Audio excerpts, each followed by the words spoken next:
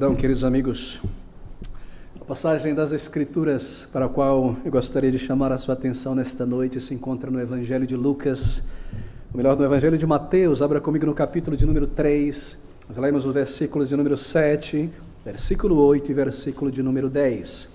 Mateus, capítulo de número 3, versículos 7, 8 e 10. Atente para estas palavras, palavras temerárias, palavras profundas e verdadeiras. E vendo ele, muitos dos fariseus e dos saduceus que vinham ao seu batismo, dizia-lhes: raça de víboras, quem vos ensinou a fugir da ira futura? Produzi, pois, frutos dignos de arrependimento. Versículo 10. E também agora está posto o machado à raiz das árvores. Toda árvore, pois, que não produz bom fruto, corta e é lançada no fogo. Mais uma vez, esta conexão entre o versículo 8 e 10, observe, segunda parte do versículo de número 10, toda árvore, pois, que não produz bom fruto, é cortada e lançada no fogo. Produzi, pois, frutos dignos de arrependimento. E esta palavra tão profunda, e também agora está posto o machado à raiz das árvores. Bem, o nosso título neste texto da palavra de Deus é regeneração, o verdadeiro fruto da conversão. Queridos amigos, com estas fortes, tremendas palavras, João Batista, aquele que veio adiante do Senhor Jesus Cristo, proclamando a vinda do Salvador, ele resume a essência, o âmago do Evangelho da Graça Redentora. Ele nos diz que o Messias chegou, esta é a sua proclamação pública a todo Israel: o Messias chegou. E dali em diante, então, o machado seria posto junto às raízes. A partir da chegada do Messias, ele está dizendo, Deus não mais tomaria medidas paliativas para curar Israel. A partir de agora que o Messias chegou, que o tempo chegou e o Salvador entrou no tempo e no espaço, está já neste mundo, Deus não mais tomaria medidas paliativas para recuperar uma árvore morta, porque agora está posto o machado à raiz das árvores. O significado disso é que por séculos, Deus remendou Israel. E Deus, com misericórdia, paciência e longanimidade, preservou aquela nação inteira para que não fosse destruída completamente, para que o seu Filho amado nascesse naquele berço nacional como Salvador do mundo. E por séculos e milênio, Deus, na sua compaixão, na sua longanimidade, na sua misericórdia, remendou e pôs curativo sobre um povo rebelde de coração. Mas chegou o fim dessa tolerância e dos remendos. O machado, diz João Batista, foi posto à raiz. Agora está posto o machado à raiz. A árvore infrutífera será arrancada. O machado não está mais sobre as folhas e os galhos, ele está posto sobre a raiz. Não é a questão mais de tirar um rei ímpio e um sacerdote iníquo. Não mais uma questão de disciplinar e com misericórdia trazer esse povo rebelde, dura, casa rebelde, e preservá-lo inteiro por muitos e muitos remendos, enviando seus profetas. Não mais uma questão de podar os galhos e arrancar certos frutos podres e folhas amareladas. O machado foi agora colocado à raiz, diz João Batista. E essa foi a ênfase da pregação deste homem, João Batista. E ele fez isso e deveria pregar desta maneira, neste ímpeto, nesta força, neste tom, por pelo menos duas razões. Primeiro, porque aquele povo, Israel, se dizia ser povo de Deus, mas era, na verdade, casa rebelde. Um povo rebelde contra o seu Criador. Um povo alienado do seu Deus. Um povo obstinado, era um povo pecaminoso, é um povo que precisava ser corrigido por inteiro. É por isso que ele prega a sua mensagem, o Evangelho, nesse tom, nessa firmeza, trovejando a palavra de Deus, urgindo e ameaçando, e com palavras temerárias e diretas e abrasivas. Esta é a primeira razão. Era um povo que se dizia descendência de Abraão, filhos de Deus, e clamava: templo do Senhor está em nosso meio, templo do Senhor, nada irá acontecer conosco. Mas era uma casa rebelde, assim eles deveriam ouvir esta mensagem neste teor. E em segundo lugar, ele deveria pregar neste tom, porque ele era o precursor do Salvador. Ele veio adiante do Salvador como um embaixador carregando esta bandeira do Evangelho, anunciando a essência da mensagem de Cristo e seus apóstolos, a essência da mensagem do Evangelho da Graça Redentora. Em outras palavras, ele deveria declarar de uma maneira direta, clara, delineada, específica a essência da mensagem do Salvador, para que as pessoas tivessem toda a clareza a respeito do que é o Evangelho. Por isso ele deveria usar esses termos, estas palavras e falar desta maneira. Esta é a razão. Ouça essas palavras mais uma vez. E também agora, versículo 10, está posto o machado à raiz das árvores. Toda árvore, pois, que não produz bom fruto, é cortada e lançada no fogo. Em sua pregação, ele declarava essa característica mais distintiva, mais visível, proeminente da mensagem do Evangelho. A característica do Evangelho, a característica da mensagem do Novo Testamento que mais contrastava com a mensagem do Antigo Testamento. No Antigo Testamento, ele está dizendo: o machado foi posto aos galhos e às folhas, remendos, grande tolerância, grande paciência, para que a semente, para que a promessa dada a Israel, que deveria nascer naquela nação, acontecesse. Deus preservou este berço, até que o Salvador veio, ele nasceu. Então, a partir de agora, a partir da vinda do Salvador, no Novo Testamento, é colocado o machado sobre a raiz. Enquanto no Antigo era sobre os galhos e as folhas, a partir de agora, ele diz, é sobre a raiz. Essas são as palavras. E exatamente, meus amigos, exatamente uma e a mesma a mensagem do Evangelho em todas as épocas. O Evangelho não mudou. O teor do Evangelho não mudou. A essência do Evangelho nunca mudou. Nunca mudou. O machado, ele está posto à raiz das árvores. Isso quer dizer que sem regeneração, sem novo coração, sem frutos que comprovem uma nova vida, ninguém entrará no céu. Deus não tolerará mais. Já foi-se o tempo da ignorância, ele tolerou durante o tempo da ignorância daquele povo, porque o Salvador deveria vir ao mundo, mas isso passou, o Salvador chegou, e o machado agora deve fazer uma distinção, sendo colocado para examinar e esquadrinhar a raiz, não mais as folhas. Isso significa dizer que não há povo de Deus, não há Israel de Deus, não há cristão sem regeneração. Você pode estar dentro da igreja, você pode estar transitando no meio cristão, ser uma árvore, assim por dizer, neste bosque do cristianismo, mas ele não irá mais examinar a tua frequência à igreja, teu certificado de batismo ou boas obras, ele irá agora examinar o coração, o machado será colocado à raiz. Ele chegou, o Salvador. E essa é a mensagem. Arrependimento. Sem mudança de vida, sem conversão, sem uma transformação real da raiz para o fruto, não há entrada no céu. E para além disso, observe, sem esses frutos que comprovam um novo nascimento, frutos de um verdadeiro arrependimento, toda árvore, todo pecador arrependido não será mais tolerado, será lançado no inferno. Ouça essas palavras. E também agora está posto o machado à raiz das árvores. Toda árvore, pois, que não produz bom fruto é cortada e lançada no fogo. Versículo 12. Em sua mão tem a pá. Ele limpará a sua eira e recolherá no celeiro o seu trigo e queimará a palha com fogo que nunca se apagará. Essa é a mensagem do Evangelho em seu âmago. O Evangelho nunca mudou. O Evangelho sempre lidou com essa característica, o coração. Esta é a mensagem do Evangelho para homens e mulheres como nós, no século XXI, nesta cidade, em nossos dias. Depois de tantos séculos, quando foi pregado pela primeira vez, o machado, nesta noite, ainda está posto à raiz. Sem a obra do Espírito Santo na vida de uma pessoa, sem o fruto que prove um verdadeiro arrependimento, queridos amigos, uma vida regenerada, nós não seremos aceitos.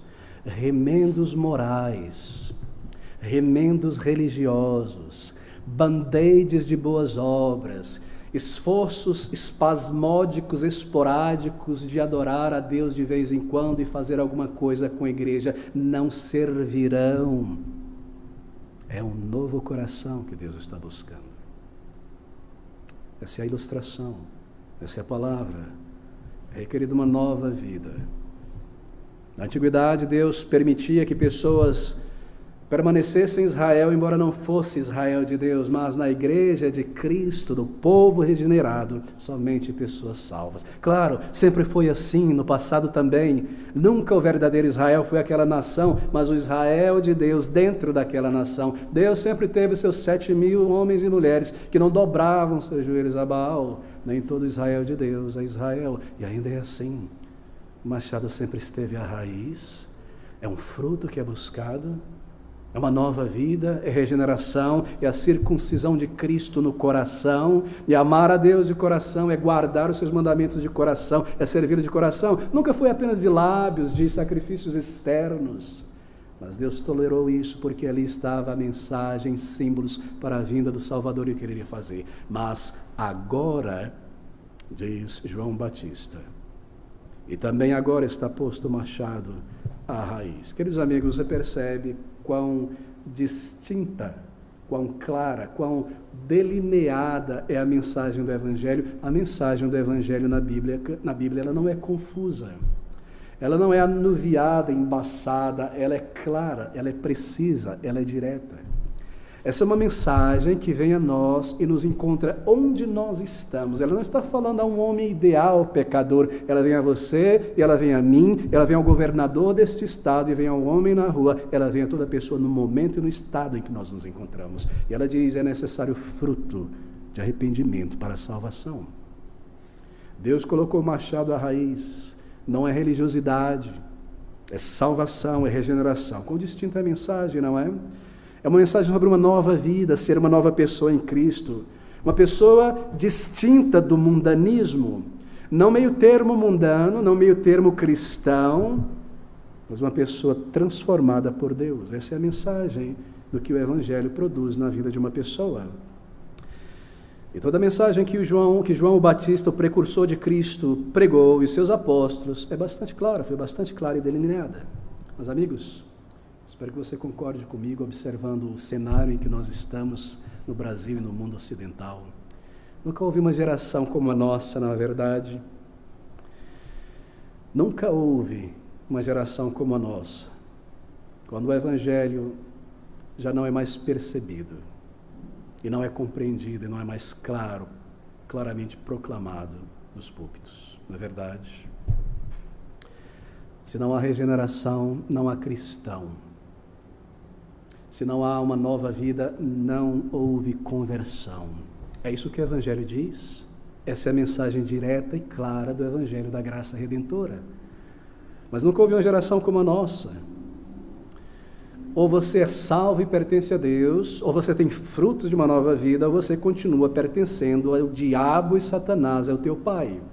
Não será mais a partir de agora, diz João Batista, vocês irão adorar Jeová, mas chamando ele de meu Baal. E Deus irá tolerar até que venha o Salvador. E não irá destruir por inteiro e lançar toda a nação no inferno. Não será mais como antes, onde vocês adorarão a Jeová através de um bezerro de ouro. E dirão para esse bezerro de ouro, eis Israel, teu Deus que te tirou do Egito. Não, queridos amigos, o machado está posto à raiz. Ou você possui um fruto de uma nova vida, ou você permanece condenado diante de Deus. Essa é a clareza do Evangelho. Essa é a precisão do Evangelho. O Evangelho não é uma mensagem dúbia. O Evangelho não é uma mensagem confusa. É direta, específica, é clara. Mas como eu disse, essa mensagem crucial de que ser um cristão é ser uma nova criatura, ela foi apagada em nossos dias. Como eu disse, nunca houve uma geração como a nossa, que desvirtuou, que alterou tanto o Evangelho, esta mensagem específica, como a nossa geração contemporânea. Sim, houve momentos quando alguns grupos se afastaram desta verdade, poluíram a mensagem, mas em linhas gerais, toda a igreja estava proclamando com clareza que ser um cristão não é cerimônias, não é batismo, não é aderir a uma igreja, é ser uma nova criatura. Mas esta verdade, essa clareza do Evangelho parece que se perdeu. E a nossa geração evangélica e cristã, sim por dizer, como nenhuma outra, querido amigo, se afastou desta verdade. Nunca houve um tempo como o nosso, quando esta fronteira, esta linha divisória entre o mundo e a igreja foi apagada como em nossos dias. Entre ser um salvo e ser um mundano, se tornou tão porosa esta linha entre uma pessoa regenerada e uma pessoa não regenerada. E há tamanha confusão e as pessoas não sabem se fulano é regenerado ou não é, mas vive desta maneira e os seus frutos estão obviamente diante dos olhos, mas nós não podemos julgar, nós não sabemos o que é ser salvo, o que não é. Como nós podemos distinguir? Nunca houve uma geração como a nossa, tão ignorante, tão distante da clareza deste Evangelho da graça redentora. E houve um tempo, não muito tempo atrás, que esta linha divisória que distinguia entre uma pessoa salva e não salva era claríssima. E todo mundo concordava, e era claro, e era visível, bem delineado, e todo mundo concordava que ser um cristão genuíno é ser muito, muito diferente do mundano. Mesmo o mundano afirmava isso, não é? Que ser um cristão é ser uma pessoa sã, distinta do mundo, transformada por dentro. E era tão visível isso e tão claro que a maioria das perseguições que o crente sofria na comunidade, no lar, era por causa desta diferença, desta distinção. Ele agora era uma nova pessoa transformada e as pessoas observavam isso e não gostavam disso. Eles não eram perseguidos por serem pessoas desonestas, malandras, desviarem dinheiro, isso, aquilo, infiéis nos contratos. Essa não era a causa da chacota contra o cristão. É porque eram pessoas diferentes. Era bastante visível, era bastante claro este elemento do Evangelho, que ser um cristão é ser uma nova criatura em Cristo Jesus. Mas isso se perdeu. E essa fronteira entre uma pessoa regenerada e uma pessoa não regenerada, era tão visível que se entendia que um verdadeiro cristão, ele não cruzaria esta fronteira para ir transitar dentro do mundo, estar no mundo, estar do outro lado. Havia uma fronteira clara e todo verdadeiro cristão entendia que o meu lugar é deste lado com o Senhor, uma nova vida para o Senhor. Ele não considerava cruzar esta fronteira e ir fazer comércio e trocas com este mundo, nesta feira da vaidade deste mundo. Você nunca imaginaria uma concepção de um tipo de cristão carnal, que é um cristão e é um mundano ao mesmo tempo. Ninguém aceitaria isso. As pessoas rejeitariam isso. Elas entendiam o Evangelho. Havia clareza na mensagem do Evangelho da graça. Todos concordavam. A posição de um crente era clara, era definida. Era, na verdade, simples. E os pregadores deste Evangelho tomavam todo o cuidado em garantir que as pessoas compreendessem que frequentar uma igreja não lhe torna um cristão. Você precisa da obra de Deus de regeneração em sua vida. Isso era enfático. Este elemento do Evangelho era claro, era distinto. Mas quando nós olhamos para o cristianismo de nossos dias, da geração de nossos dias, e você, como assim por dizer, sobe em uma penha para olhar esta floresta de árvores, lá de cima você olhando por essa massa de cristianismo, você não consegue mais ver essa fronteira que divide entre salvo e não salvo. Está tão misturado que você não percebe esta linha divisória. E quando você entra no meio desta floresta e começa a examinar árvore por árvore, você já não consegue distinguir pelas folhas e os frutos se é um crente ou não. As pessoas não parecem conseguir distinguir mais. E quando você questiona sobre isso, sobre esse tipo de cristianismo indefinido, dúbio que é proclamado, e você compara este cristianismo falso, sem conversão, com o verdadeiro cristianismo bíblico na palavra de Deus, então logo se levantam as vozes, vocês seus puritanos, não é? Com suas definições rígidas de o que é ser um cristão. Vocês, não é? Com essas definições bem claras, bem delineadas do que é ser um cristão e o que é não ser um cristão. Com essas exigências de vocês de se afastar do mundo, de não poder transitar no mundo, de não poder ter no mundo. Vocês, seus puritanos, Vocês são tão dogmáticos, vocês são tão ultrapassados. Vocês não percebem que o mundo mudou, a sociedade mudou, e a igreja tem que mudar, e vocês ficaram para trás. Vocês são ultrapassados. Vocês são essas velhas luzes que tentam continuar a brilhar e apontar para coisas antigas. Vocês não se encaram, não se percebem. Vocês insistem em caminhos antigos. Não é isso que nós ouvimos. E eles dizem, não há necessidade de uma clareza real entre uma pessoa salva e não salva. Uma pessoa, ela pode, dizem eles, até se parecer com um mundano, falar como mundano, pensar como mundano, ter aspirações como mundano, se comportar como mundano, se vestir como mundano, ter linguagem mundana, mas o importante, dizem eles, é a sinceridade no coração, é que ele sabe o que crê. Oh, não. Não é esta a mensagem do verdadeiro evangelho da graça em Cristo Jesus. E assim, eles declaram que estes religiosos mundanos, e eu fui um deles antes da conversão, eles declaram que esses religiosos mundanos que transitam livremente através dessa fronteira entre o mundo, o pecado e a igreja e coisas de Deus, e não tem problema algum, e se dão bem lá e se dão bem aqui, não são distinguidos em lugar algum, que essas pessoas são na verdade crentes, cristãos bíblicos, embora disfarçados de mundanos, embora neguem por suas ações, escolhas e comportamento que já foram salvos ou regenerados. Querido amigo, a verdade essencial do Evangelho é esta, e ela é clara: ser um cristão é ser uma nova criatura, regeneração. E que doutrinas tão caras para o povo de Deus ao longo da história como santificação, separação do pecado, o fruto do verdadeiro cristianismo, que não é visto nessas pessoas, na verdade não é importante, porque no final das contas, eles se professam cristãos e eles são nossos irmãos e nós devemos recebê-los na membresia da igreja, em nossa comunhão particular e íntima, como queridos e amados irmãos, e nunca julgá-los, nunca colocar o machado à raiz, nunca examinar essa profissão de fé, nunca fazer isso.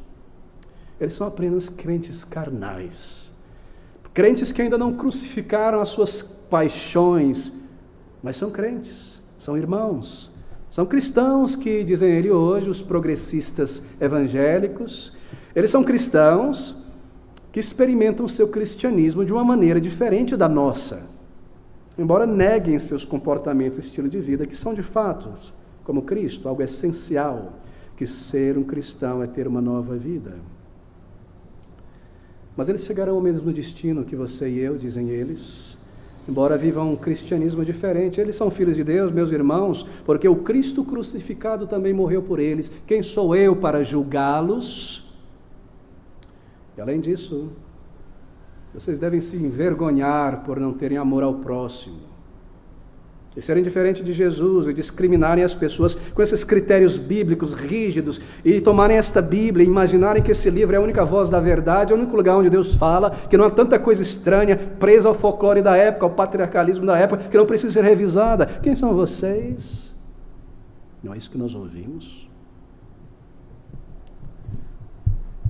E assim, qualquer análise da raiz da profissão de fé de alguém, qualquer tentativa de usar a palavra de Deus, comparar este cristianismo com os parâmetros da palavra de Deus, qualquer insistência em ser uma nova criatura, ter um fruto verdadeiro de conversão, como prova de ter nascido de novo, regeneração, que é absolutamente essencial, vital, como prova de conversão, buscar isso em alguém é falta de amor.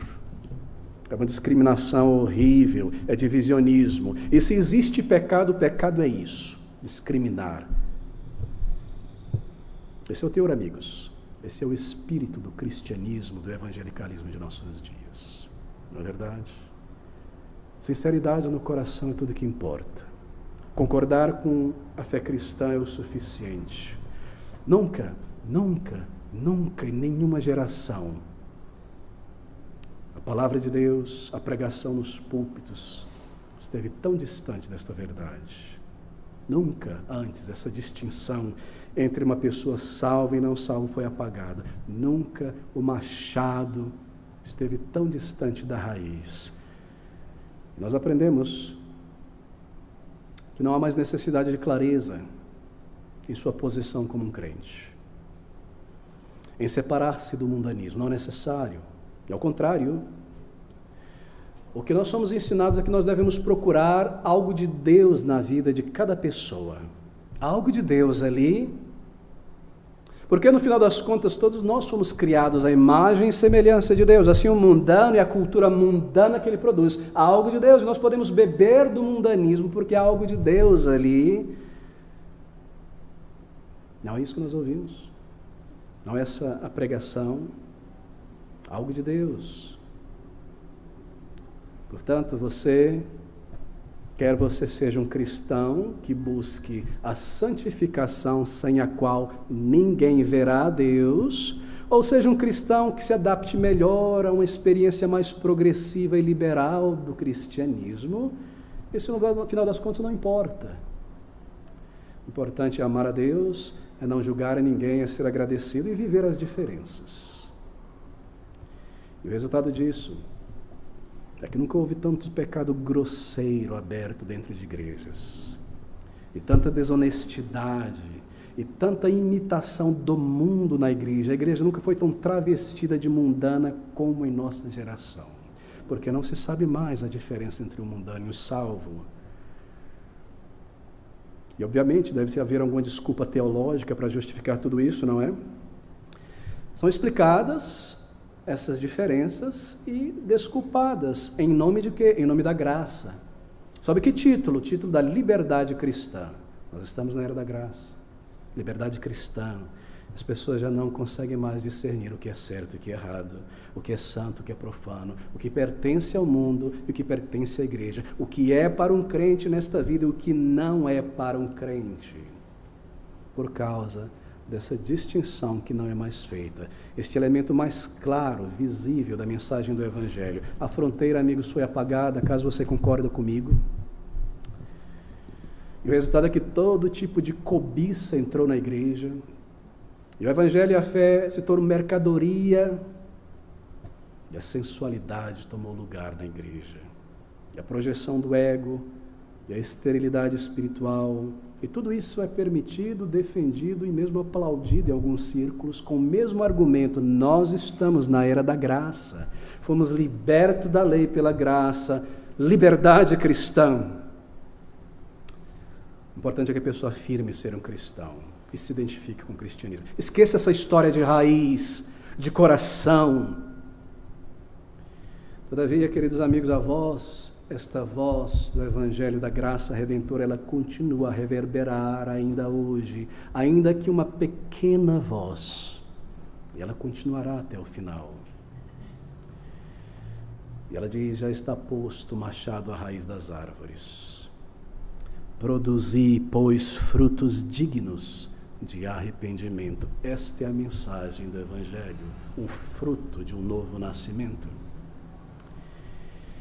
Eles falam sobre um cristianismo, não é? Relativizado, é isso que você ouve, misturado. Eles falam sobre um crente meio salvo, meio mundano. Eles falam sobre a experiência cristã de cada um ao longo da história, sua experiência pessoal, sem dogmas, sem 10 mandamentos, sem essas regras morais, sem diferenciação de um crente e um crente, sem regeneração. Eles falam sobre isso. Esse é o discurso, essa é a conversa de nossos dias. Então vem João Batista e diz: já está posto o machado à raiz. Nada de indefinição, nada de cristianismo misturado, nada de ser um mundano, um morto espiritual e ao mesmo tempo imaginar que era um crente, nada de confusão. Está claro, ele tem a pá em sua mão e limpará a sua eira e recolherá no celeiro o seu trigo e queimará a palha com fogo que nunca se apagará. Nada de ambiguidade. Nada dessa conversa fiada, porque ele tem a pá em sua mão. Ele irá separar. O machado foi posto à raiz. Então nós somos confrontados com a palavra de Deus e essa clareza do Evangelho que nunca será tirada da palavra de Deus. E sabe o que o Evangelho faz quando nós somos confrontados com ele? O Evangelho nos encontra no lugar onde nós nos escondemos.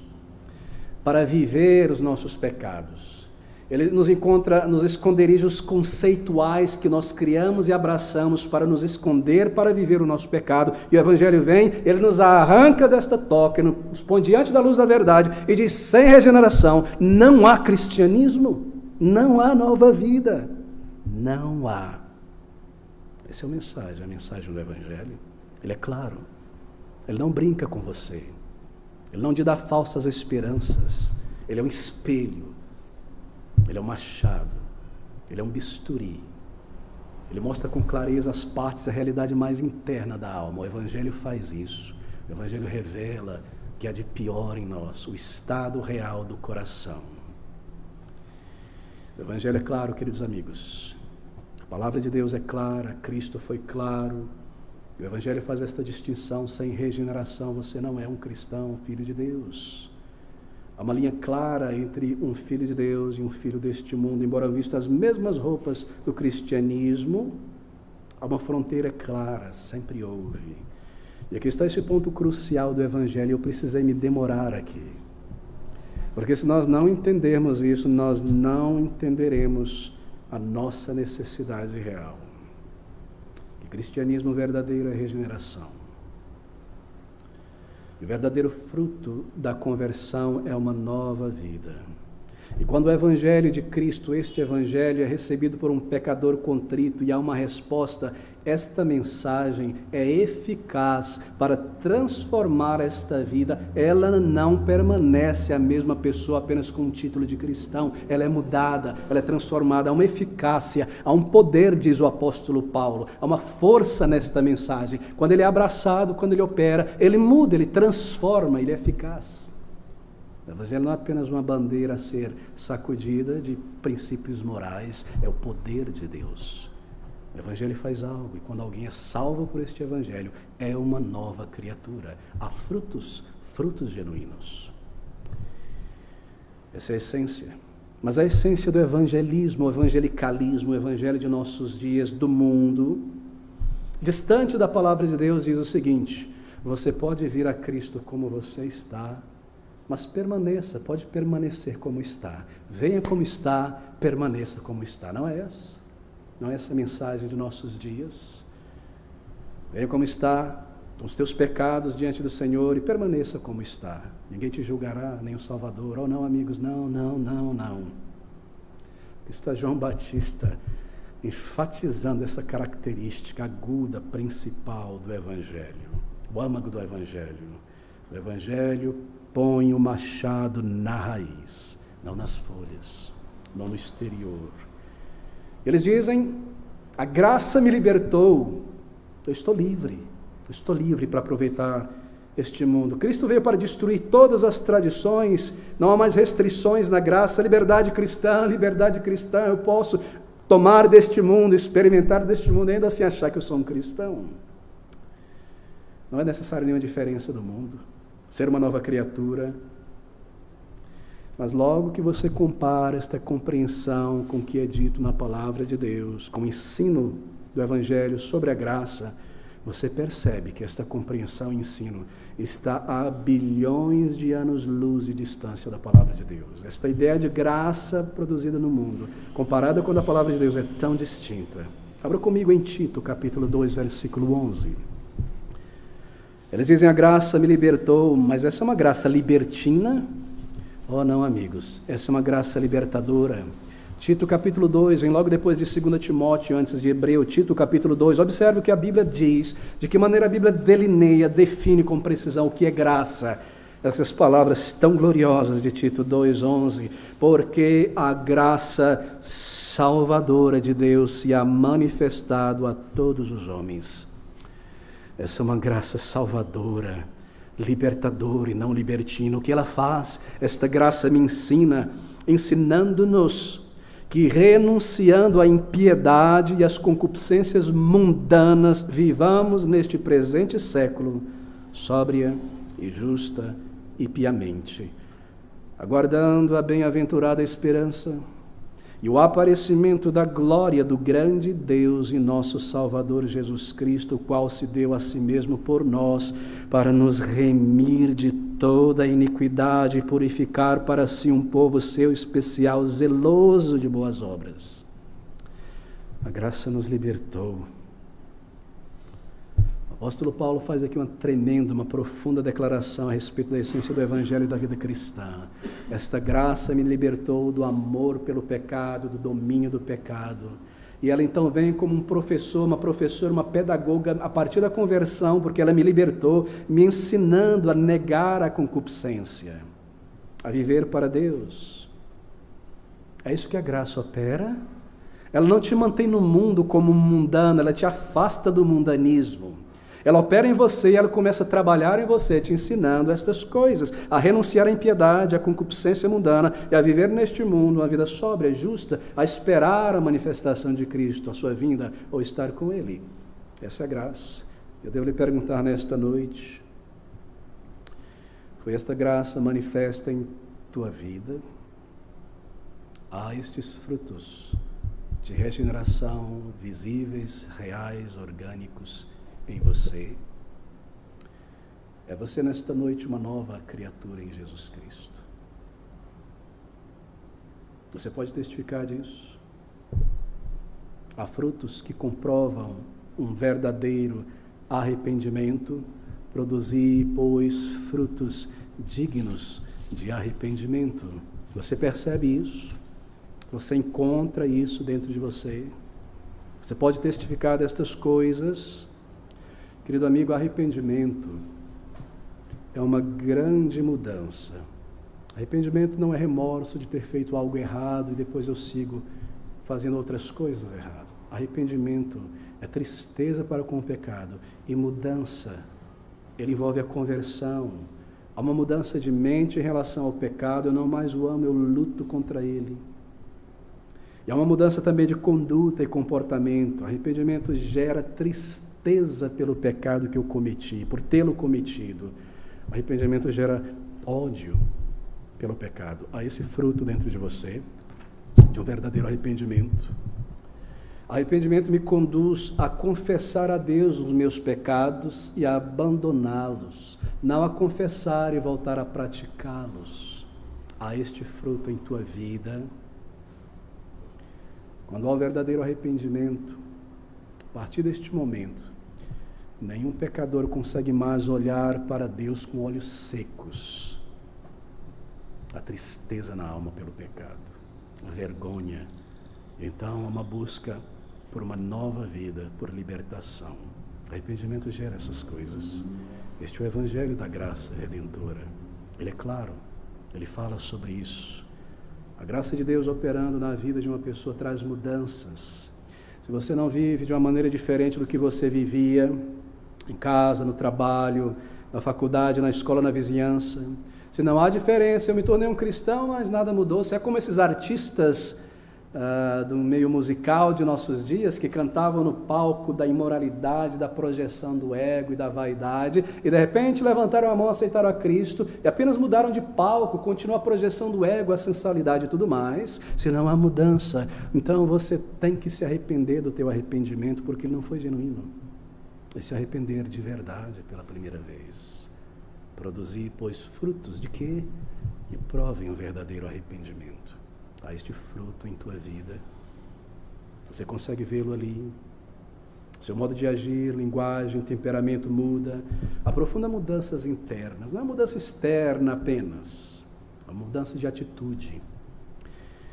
E a pessoa salva deseja profundamente ser distinta do mundo e do mundanismo. E quando a pessoa é salva, e eu vi isso na minha vida e na vida dos irmãos a lerem os testemunhos aqui, e de tantas outras pessoas, a primeira compulsão, o primeiro fôlego de respirar é por santificação. Essa pessoa foi salva, seus olhos foram abertos. Como eu posso viver assim? Como eu posso agir de uma maneira sensual? Ela se livra daquele guarda-roupa sensual. Ele se livra daqueles CDs, MP3 de música carnal, mundana, secular. Essa pessoa se afasta de amigos que não lhe ajudam em nada e deseja evangelizá-los. Há uma mudança. Quando uma criança nasce, sai do ventre, a primeira compulsão é pelo seio da mãe, por leite, ele procura sem saber onde está. Ele quer leite. Quando uma pessoa nasce de novo, quer santidade. Eu quero me livrar destas coisas, eu quero ser uma nova criatura. O Espírito de Deus, o Espírito Santo agora habita dentro de mim. Eu não posso me segurar, eu preciso me livrar, eu quero ser para Cristo uma pessoa transformada. Seu modo de agir, sua linguagem, seu temperamento, certas ambições carnais de projeção do ego são deixadas para trás. O homem, em sua totalidade, deve ser transformado. É você uma nova pessoa em Cristo Jesus nesta noite. Você pode olhar para essas coisas. Você pode olhar para trás e ver este nascimento. Você pode olhar para dentro e ver uma luta contra o pecado, uma luta por santificação e a graça de Deus te ajudando nestas coisas. Há um fruto que prova que houve um verdadeiro arrependimento. Ele foi gerado em você pelo Espírito. Ouça essas palavras de Tito sobre a graça, no capítulo 2, versículo 11. O que ela faz no versículo 2 nos diz que ela nos ensina, ensinando-nos que renunciando à impiedade, bem, a graça quando opera em nós, ela nos inclina a rejeitar, a renunciar coisas ímpias desta vida. Impiedade é tudo aquilo que é contrário à santidade de Deus, ao caráter de Deus, ao mandamento de Deus. Quando a graça toma lugar em uma pessoa, em tua vida, ela começa a repudiar a impiedade em todas as suas formas. Na sociedade, na política, dentro de si mesma. Ela tem essa sede por justiça, por retidão de caráter em si e no mundo. Isso está agora nela. A graça opera, ela me ensina a partir de então a renunciar à impiedade, não ter prazer e bater palma e me alegrar com ela.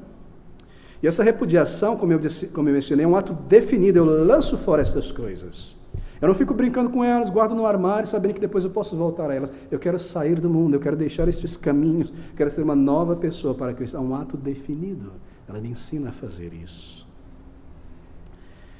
Ninguém irá entrar no céu por acidente. Deus não recebe no céu ninguém que Ele não tenha santificado na terra. Há este fruto na tua vida, deste Evangelho da graça redentora. Você consegue ver isso? Você observa isso? Observe o que ele diz novamente. Ele continua dizendo, ele fala sobre concupiscências mundanas, não é buscar a Deus somente para benefícios materiais. Isso é chamado de concupiscência mundana.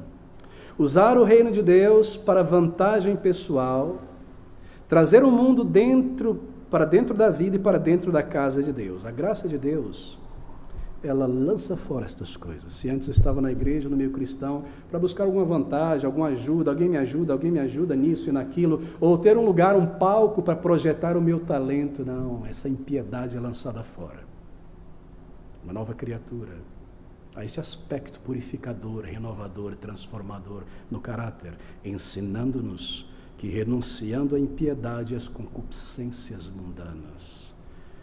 Então, esse aspecto positivo no versículo 12b, há uma mudança, não é? A graça opera em nós, ela nos treina a viver aqui e agora, a demonstrar uma mudança de atitude para com nós mesmos, o próximo, para com Deus. Há uma mudança, ela nos treina.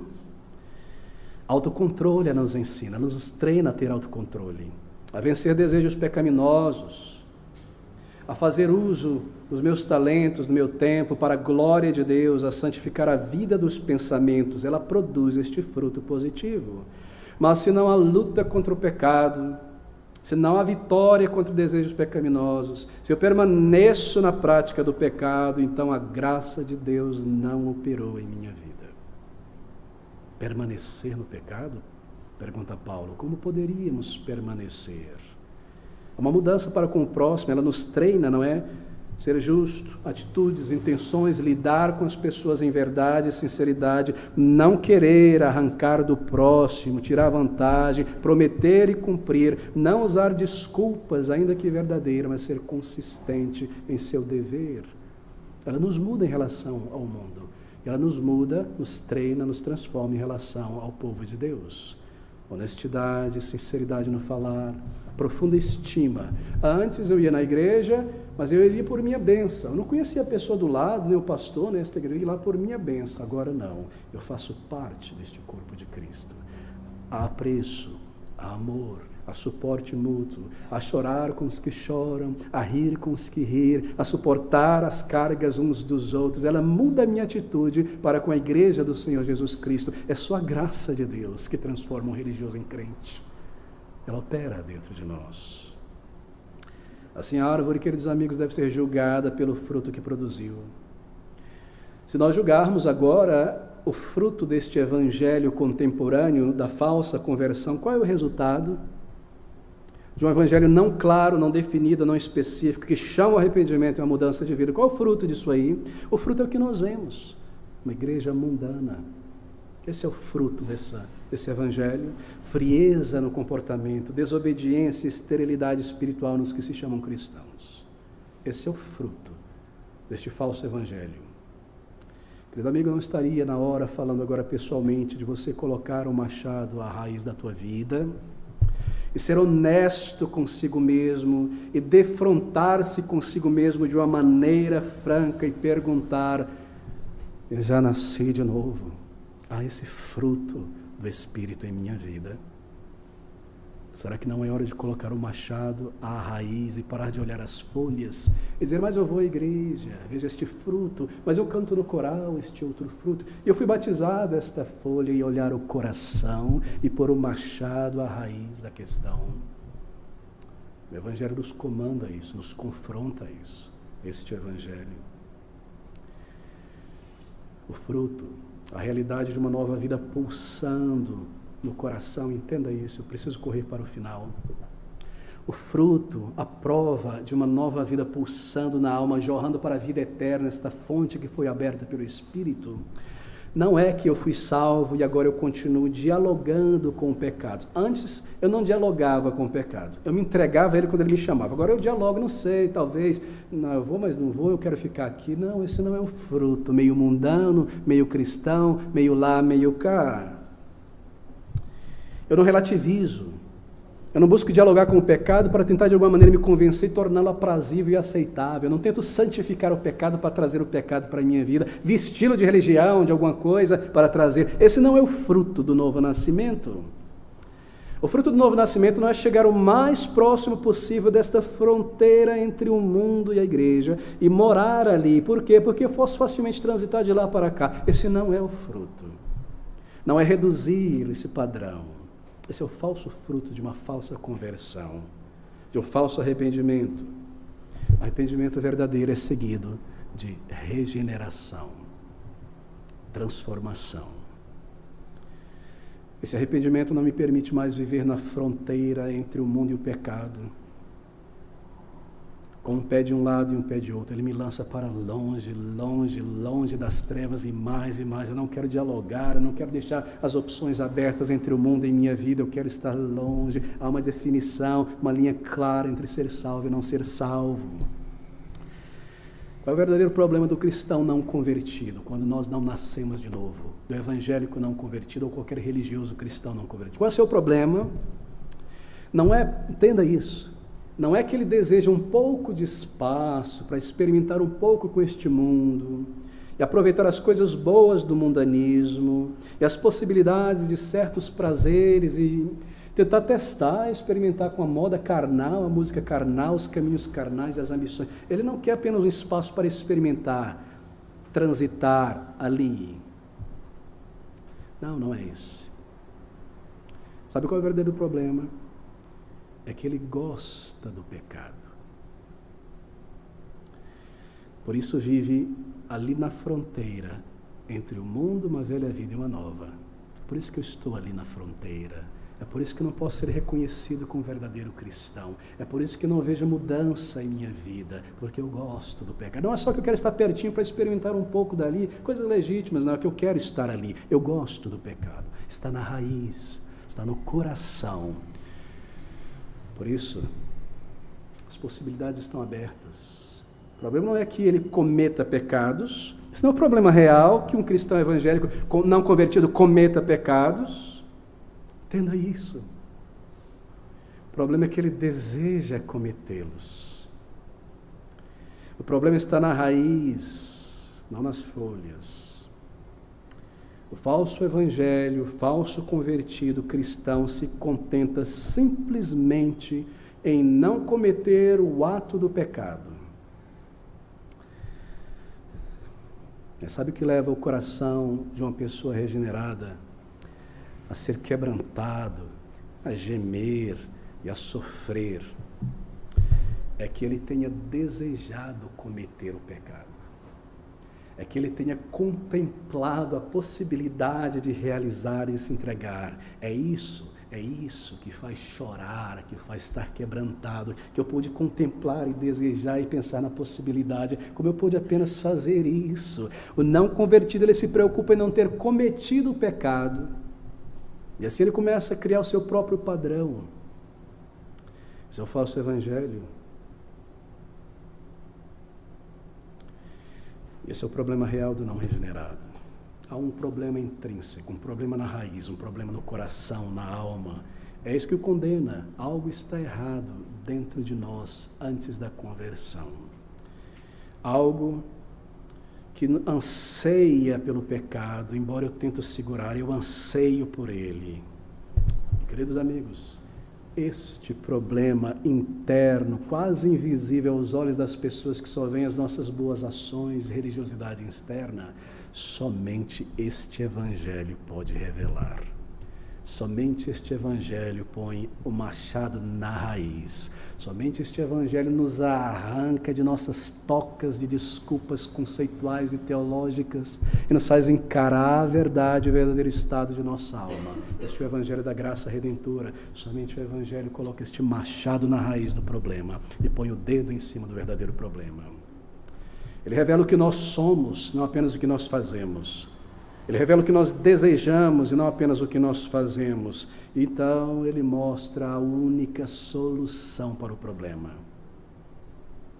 O cristão não convertido não parece perceber que a sua necessidade é de uma mudança radical e completa, de regeneração na alma, de uma nova vida. Ele não percebe isso.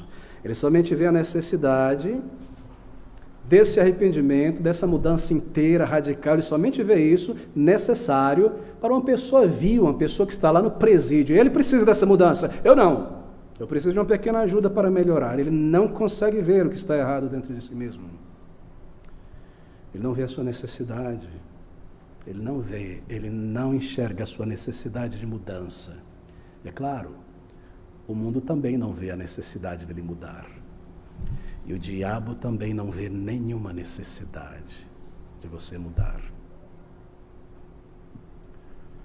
Que diferença, não é? Quando comparado ao Evangelho de Cristo Jesus. Quando somos colocados aqui face a face com a palavra de Deus e a necessidade de um Salvador, este Evangelho cobra um fruto. O fruto de um novo nascimento. Um ato decisivo. O Evangelho é tão exigente, é tão claro, é tão forte. Cristo não se satisfaz com bons sentimentos a respeito do cristianismo, com boas intenções a respeito da vida cristã, com concordar com as doutrinas certas. Isso não satisfaz. Em tê-lo apenas como Salvador e não tê-lo como Senhor. Ele não se satisfaz com isso. Querido amigo, considere por fim a morte do Senhor Jesus Cristo. É tão horrenda, é tão cruciante, é um assassinato, é uma tortura. Por que foi necessário tamanha dor, tamanha violência, tamanho desprezo? Por que dessa intensidade? Se nós podemos melhorar a nós mesmos e alcançar a salvação, porque Cristo precisou morrer daquela maneira.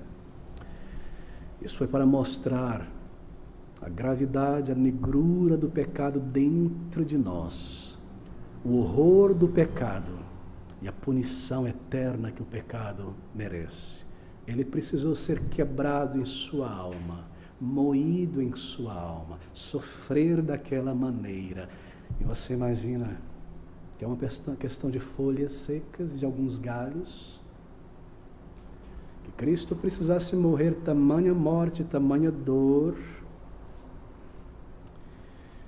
Oh, amigos, Ele não se satisfaz, como eu mencionei, com bons sentimentos. Uma nova vida, novo coração. Considere a morte de Cristo. Lá naquela cruz a sua última palavra foi essa: está consumado, está completo, está acabado, está concluído. O que eu me propus fazer vindo a este mundo para morrer no lugar de pecadores, para arrancar a raiz do pecado do coração de meu povo, eu completei e cumpri. Morrendo eu, pagando eu no lugar deles, entregando a minha vida, e agora aqui, Pai, recebe o meu espírito, está consumado, eu completei. Não é maravilhoso o Evangelho? O Evangelho revela o nosso pecado, ele revela a nossa culpa e ele também revela a solução. Esse é o Evangelho. Ele aponta para o Senhor Jesus Cristo somente. Ele não somente salva da condenação, mas ele também nos resgata da condenação do pecado e do domínio do pecado. Por quê? Porque ele então, depois de nos perdoar, ele envia o seu Espírito aos nossos corações, que nos capacita a amar a Deus, a vencer o pecado, a nos submeter à vontade de Deus, a viver esta nova vida que eu jamais conseguiria viver, ainda que meus pecados fossem perdoados somente. Ele envia o seu Espírito ao meu coração. E assim o pecado não reina mais em mim. Ele não somente salva do pecado, salva da condenação, ele também nos resgata do pecado enviando o seu Espírito ao nosso coração. Esse é o Evangelho. Ele é claro, ele é definido. Não há como ser um cristão e um mundano. Ele envia o seu Espírito. Ele é maravilhoso. Ele transforma por dentro a mente, o caráter, as afeições. Ele põe um novo cântico em nosso lábio, uma esperança certa para a eternidade. E aquela alma que era inclinada para o mundo e o pecado, agora ele se inclina para a eternidade. E aquele amigo e amante do pecado, agora é um inimigo, está num campo diferente. Ele não só perdoa e livra do poder do pecado, mas ele nos arranca debaixo das garras do pecado. Ser uma nova criatura, um fruto de regeneração. Deixe-me concluir com estas palavras de Romanos no capítulo 8, versículo 38. Observe com clareza o apóstolo Paulo afirmando estas verdades, o poder, a eficácia do Evangelho. Romanos capítulo 8, versículo 38 a 39. Será que há certeza maior do que essas palavras? Será que a verdade maior, portanto, diz a palavra de Deus, Romanos 8, 38. Eu estou certo de que nem a morte, nem a vida, nem os anjos, nem os principados, as potestades, nem o presente, nem o porvir, nem a altura, nem a profundidade, nem alguma outra criatura nos poderá separar do amor de Deus. Ele salva, Ele perdoa, Ele arranca debaixo do poder do pecado, Ele envia o seu Espírito, Ele nos preserva para nunca cairmos por fim permanentemente e nos levará até a glória eterna. Ele começa essa obra de salvação e Ele conclui nada. Paulo toma aqui todos os seres, todas as dimensões possíveis do espaço e do tempo, do presente e do futuro, e diz: não há nada na existência, na criação, que pode nos separar do amor de Cristo Jesus, o amor de Deus que está em Cristo Jesus, o amor de Deus que está em nosso Senhor. Será que poderia existir palavras que tragam maior segurança sobre a eficácia do Evangelho? Será que existe algo que pode trazer mais segurança de que o Evangelho revela o meu pecado, lida com o pecado, me perdoa, me arranca do domínio do pecado e me preserva, mais confortadoras palavras do que estas de Paulo pelo Espírito? Na verdade, há sim. E elas vêm dos lábios do próprio Senhor Jesus Cristo. Todo aquele que vier a mim, de maneira nenhuma o lançarei fora.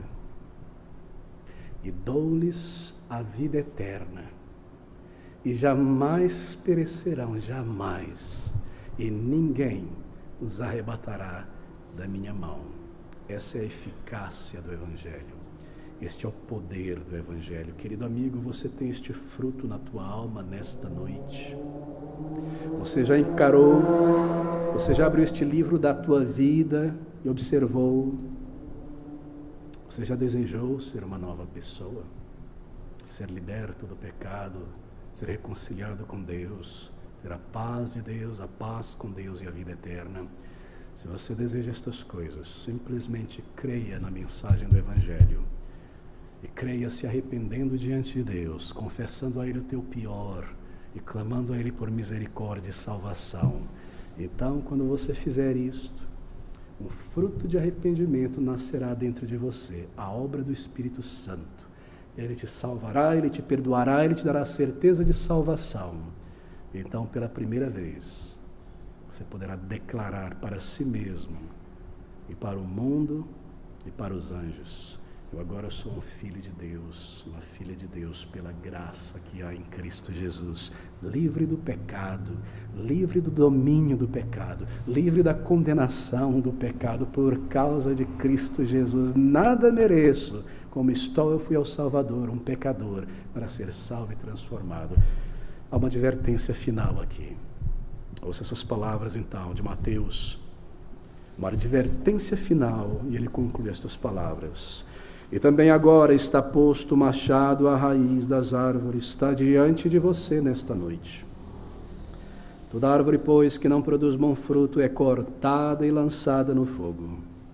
Versículo 12, em sua mão está a pá, ele tem a pá. Ele limpará a sua eira, a sua igreja, e recolherá no celeiro o seu trigo, e queimará a palha com fogo, fogo que nunca se apagará. Se o Evangelho é eficaz para transformar, se o Senhor Jesus é poderoso e eficaz para te salvar, e Ele garante isso, Ele também é poderoso para garantir estas palavras de condenação. Ouça estas palavras de advertência. Clame ao Senhor. Clame ao Senhor. Eu te peço, meu amigo, nesta noite, não lance a tua alma no inferno. Corra para o Senhor Jesus. Clame a Ele. Ele irá te salvar. Vamos orar juntos.